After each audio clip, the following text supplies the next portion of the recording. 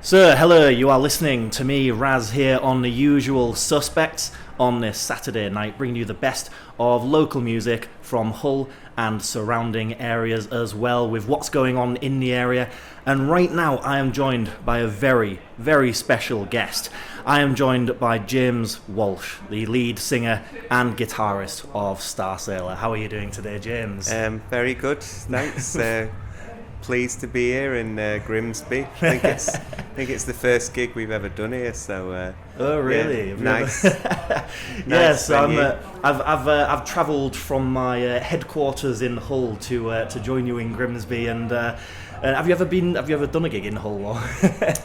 We've played the Welly. Oh, Welly, nice. A couple of times. I've played it solo. Yeah. And we've done it with the band as well. So great. Yeah, fantastic. My mum and dad and my sister don't live too far from Hull. They're in Pocklington. Oh, not far at all. Yeah. I'm originally from Beverley, and that's quite close to Pocklington, to be fair. But nice. And you're from is it Chorley? Yeah. How are we doing, folks? Ben's going to join Hi there. Ryan from Ryan. Humber Radio. We are also joined with... don't mind, dear. No, that's absolutely fine. So yes, we've also got Ben here then as well, the drummer for Starsailor. How are we doing? You alright? Yes, good, thank you. So how did it all begin then for Starsailor? Like, how did you guys all meet? Jeez, we should have prepared for this. No, yeah. Yeah, go on. We met at Wigan and Lee Music College. Okay. About nearly 30 years ago. Yeah. Wow. What happened was we were doing a Christmas show. Yeah. Funnily enough, obviously being nearly Christmas, and one of the singers couldn't do it, so we were like in the pit band, a big church thing. So Yeah. I can't remember which song you sang now. Anyway, but let your soul be your pilot by Sting, wasn't it? So Jim came along, James, and he sang the song like with this other guy, and me and Stel were in the band. We were thinking, he's not bad, him, is he?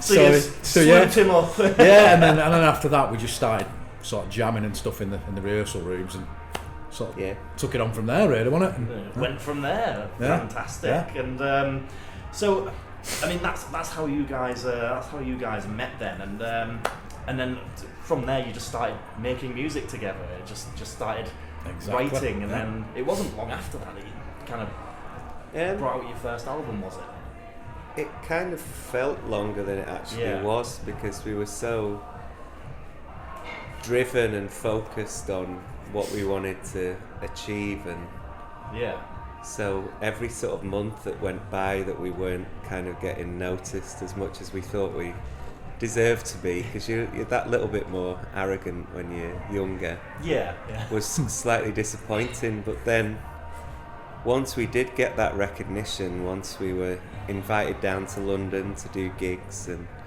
labels started to be interested, it sort of snowballed from there really quite quickly. It wasn't there was a lot of hard work that went into getting us to that point, but when we got to that point it just... And also when sort of Barry joined the band as well, wasn't it? Because we'd always been like a guitar band. I mean, you'd always sort of tinkle around on pianos and stuff, wouldn't you? But then we went through loads of... Oh God, we must have gone through about 4 or 5 guitar players, didn't we? Yeah. And then finally Barry joined the band, and he was just a good mate of ours from college, and he just sort of cemented the sound after that. And then I think Barry was only in the band about 5 months, wasn't it? Yeah. And then that's when we went to London and did all the, and then it happened after that. Really, that's when you got your unique sound and started taking it places. Exactly. And then of course you brought out your first album, Love Is Here, of course, and all the songs on that are fantastic. As I was just saying to James before we started the interview, the first time I ever heard you guys was on the end of my favourite game, which is Metal Gear Solid 3. Way to Fall. It was actually the first song I ever learned how to play on guitar. So I knew a couple of chords back then. Heard that song and I was like, that I want to learn guitar. So you guys are the reason I play guitar, which is fantastic. And so, what, did you write that song together, or do you mainly write the lyrics, or? Yeah, we all contribute to the songs. We all kind of like that song particularly. I remember distinctly we had a documentary crew in the studio. Yeah. And they were just doing like passing shots or whatever. So like they'll say to you, like, I'll just play something on the guitar, and I just started playing those chords, and then came up with a bit of melody. Yeah. And then what happens is the rest of the band will either link into something and go, yeah, there's something in that. Yeah. Or they'll be like, no, I'm not really feeling it. And that was one that just kind of I remember everyone was quite into. quickly though, didn't it? Yeah, It sort of just came together. It just yeah. See, it's quite a unique song for me because being a guitarist, thanks to that song, it's D minor, A minor. It uses quite a lot of chords that, I mean, D minor you don't see too often, but it uses some quite unique chord structures, which is fantastic. There's still nothing else really that sounds like that. So it's. Did you just say you were just plucking away and it just happened? Yeah. Yeah. I think I've been listening to a lot of Motown and You Keep Me Hanging On. Yeah. That's quite a big sort of minor song. So maybe there's a slight influence from that and Tim Buckley. Yeah, yeah. That sort of folk tradition of like quite plaintive. Yeah. And Tim Buckley, of course, is where you got your name from, because you used to be called Waterface, didn't you? Yeah, indeed. How do you know all this? Well, hey. I have my sources. Fantastic. But yes, and then I suppose I actually weirdly saw this gig. I was very young at the time.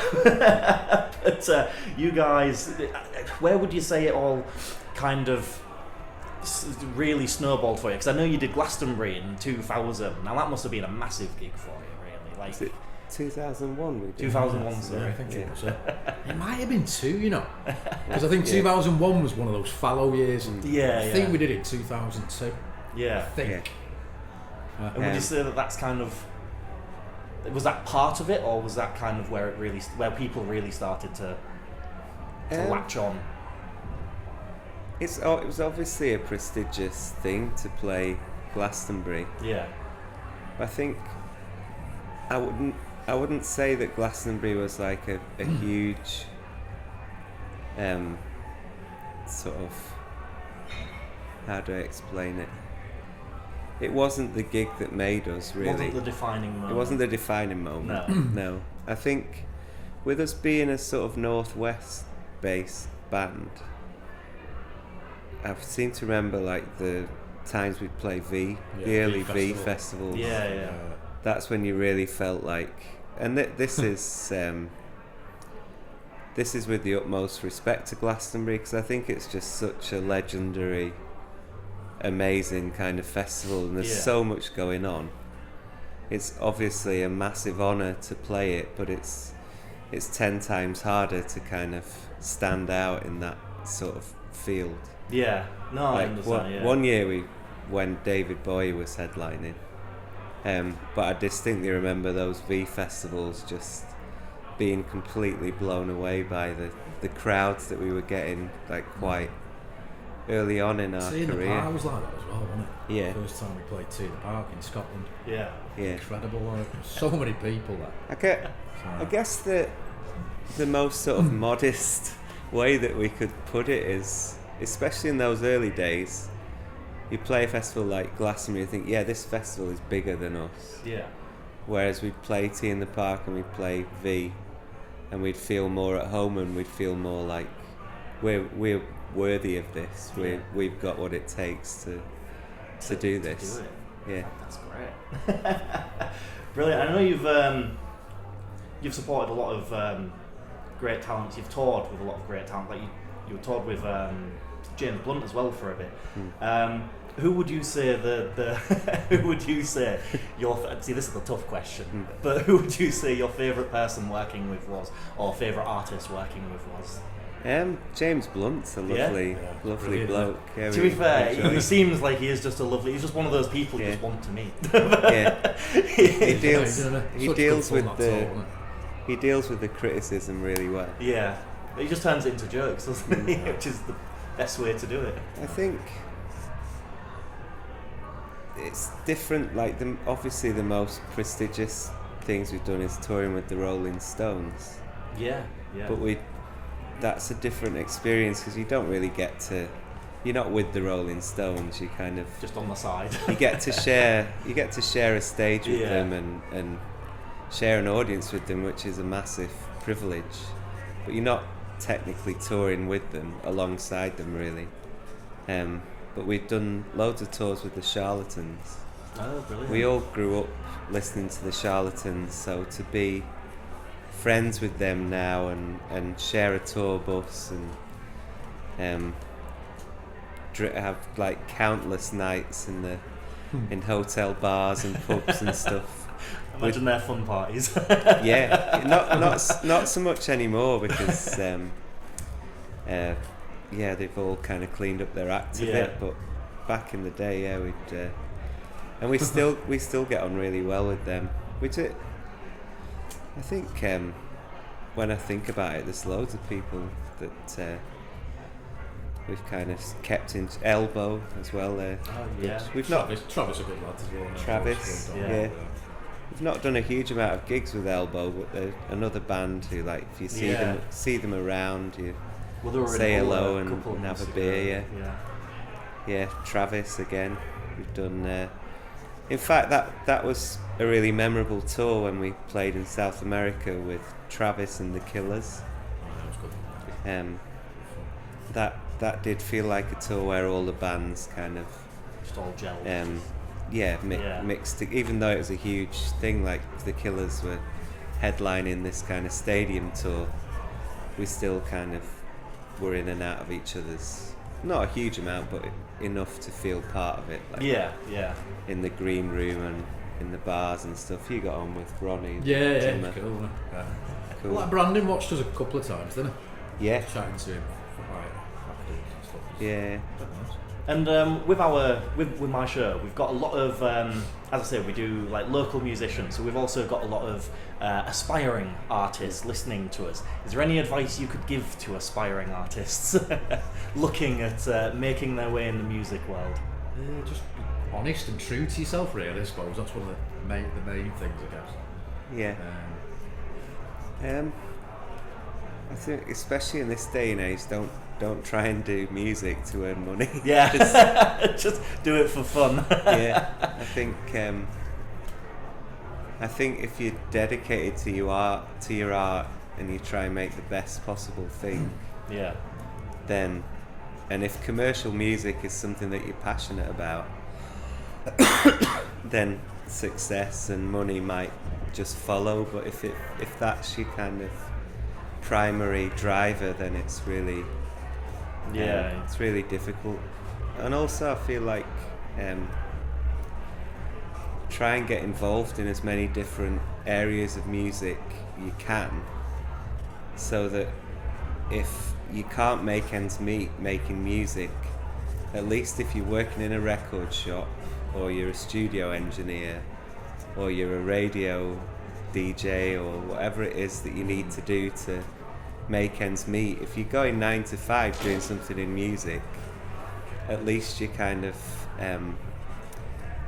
doing something that you love. Yeah. And then if you still give yourself enough time to make music yourself as well, then it just I think the worst thing is when people kind of give up on their music and do something completely different, and it just sort of falls by the wayside then. Yeah. No, I couldn't put it better myself. That's what I'm always telling my band anyway. Yes. But no, absolutely fantastic. Well, it was absolutely fantastic meeting you both. No problem. Right, thanks, man. And I really look forward to seeing the show in a bit. Thank you. Thank you very much. Take care. Keep playing. Cheers, man.